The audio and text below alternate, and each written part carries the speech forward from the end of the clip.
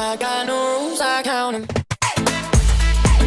I got no rules, I count 'em. All right, so Hills is in Canada this week, and if you know him like we do here, he's probably not going to be allowed back in the country anytime soon. So it's up to me to see how quick you can get our subscription numbers down so low that I'm just coming in here every week for a one-on-one with RC. And let's get to it. Who here is on Tinder right now? Whoa, Brian, you can't talk about Tinder, buddy. This is a real estate show, man.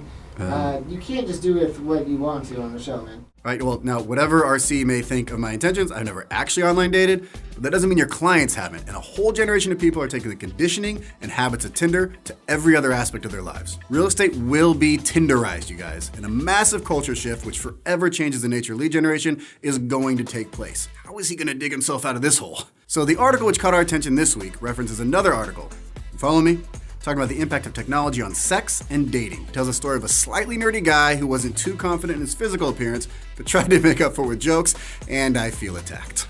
He would meet people at parties, coffee shops, through friends, and if you could get in front of him, talk to him, and get to know him, you had a pretty good shot at getting a date. He eventually found himself in a relationship.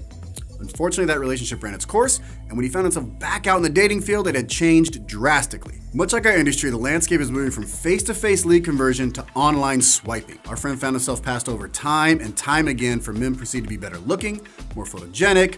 The list goes on and on. The market had moved and he was ill-equipped. Now, we've talked a lot on the show about how to combat the ever-growing threat from the Zillows, the Redfins, the Amazons, the Facebooks of the world. And if you've been riding the wave of the post-recession real estate boom, the second half of 2018 was just the start of a market shift, changing from a seller's market to a buyer's market. And who knows where we are in the grander landscape change of converting leads at parties, on blind dates, and through friends, to standing out in the new Real-Tinder marketplace, TM. Now, to be clear, real estate has always been and still is a referral-based business, but the best don't stay the best by keeping our heads in the sand and not evolving with the times. In fact, as I was writing this, an email just popped up from Zillow entitled 10 Homes We Think You'll Love.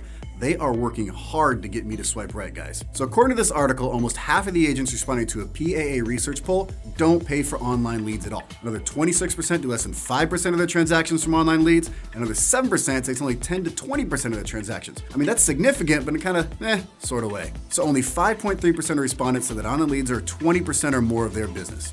Compare that to this chart, notice how agents who find online leads somewhat important is dropping, while those who see it as not really important is growing.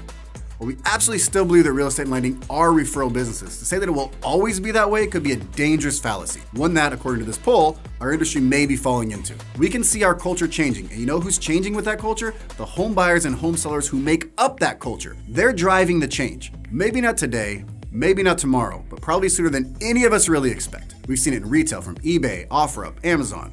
Brick and mortar were not ready for the seemingly overnight shift to online shopping. We've seen it in the car industry. Gone are the days of touring car lots, dealing with salesperson after salesperson. We jump online, we do all our research, we find the car we want, we call whomever happens to be selling it, show up and fill out the paperwork. We've seen it with Netflix, Hulu, Amazon Prime. The video stores and cable companies were not ready for them. The list goes on and on. So what do you think makes us immune? We've committed show after show on how to combat Zillow, Redfin, Rocket Mortgage, and others. And now we're saying this is the inevitable maturation of our industry. So I ask you, how do we combat it without being left driving a horse and buggy while they're rocking a Tesla? Let's hear in the comments. What are you doing? What are you planning? How are you evolving while at the same time not giving your business over to, let's be honest, the people whose best case scenario is putting you and me out of business? Also, take a second and swipe right on this week's show by sharing and subscribing.